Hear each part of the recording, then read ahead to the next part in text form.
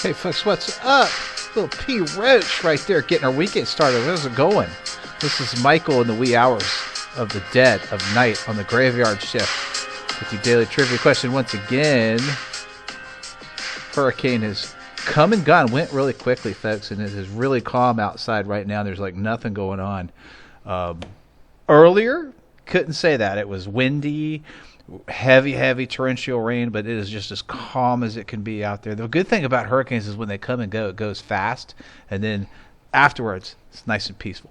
So maybe the weekend won't be a washout. We'll have to wait and see what the damage is like when the sun comes up. But I think it's going to be, I think we live through it, folks, quite frankly. So anywho, the answer to the previous trivia question was, of course, a submarine. More importantly, a nuclear-powered submarine, and I'm talking about the USS Nautilus. Interesting sea vessel to research. The Nautilus was the world's first operational nuclear-powered submarine, of course, and it used what was known as nuclear propulsion as its power source. Okay, in this case, that was a uranium-powered nuclear reactor. There's a picture of it right there. It's kind of a huge deal. The whole thing was enormous, quite frankly. And this nuclear reactor produced steam, which in turn drove propulsion turbines, easy for me to say, and allowed the submarine to travel underwater for almost unlimited periods of time at high speeds, very high speeds for a submarine.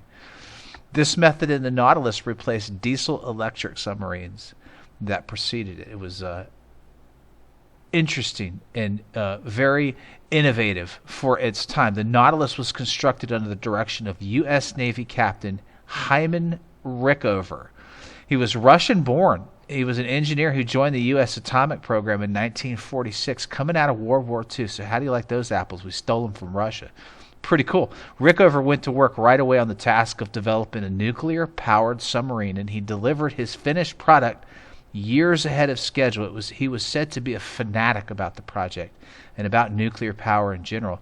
It was officially commissioned, the Nautilus was, to the Navy on September 30th, 1954. And that, of course, was the focus of the trivia question. Now, the Nautilus broke many records in its first years of operation and traveled to locations previously beyond the limits of submarines. It was a new adventure in sea vessel travel, if you will. On August 3rd, 1958, for instance, close to 4 years after it was commissioned, the Nautilus completed the first undersea voyage to the geographic North Pole by traveling nearly 1,000 miles under the Arctic ice cap. Let that set in, folks. 1,000 miles underneath an ice cap to reach the top of the world.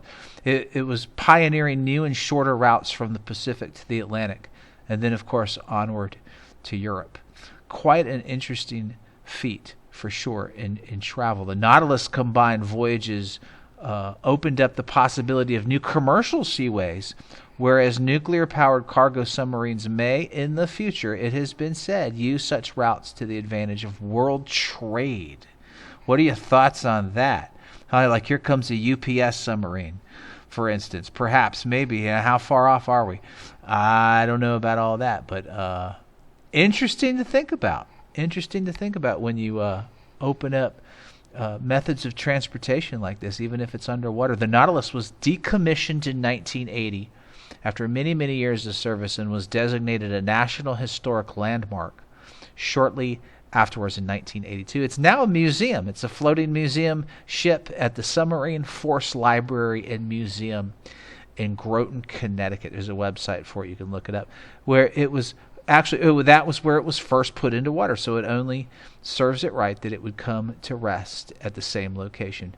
And that, of course, happened in 1954. In other words, it came home after many miles of travel and pioneering different method of transportation. It came home. The vessel receives around 250,000 visitors per year. I'm interested in anybody's ever seen it.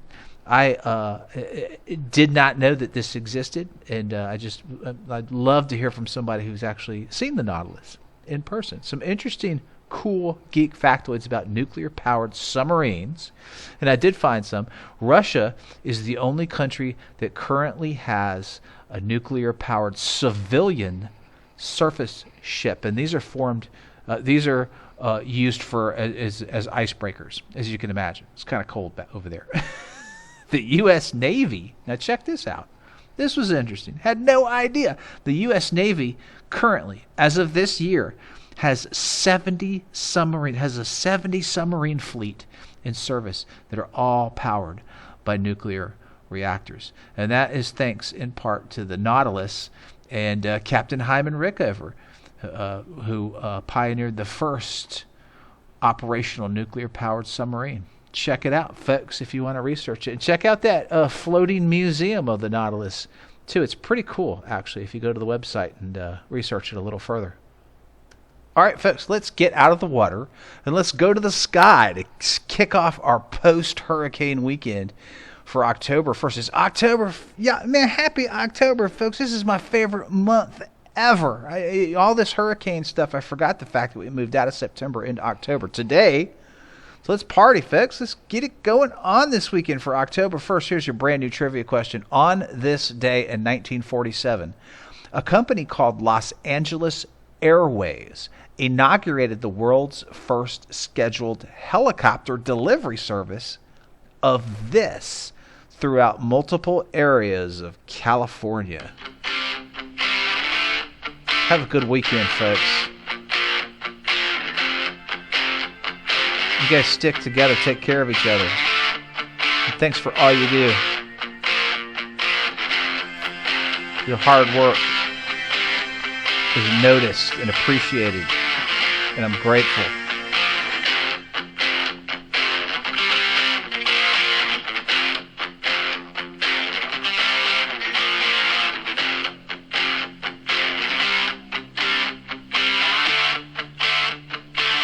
Peace out, everybody.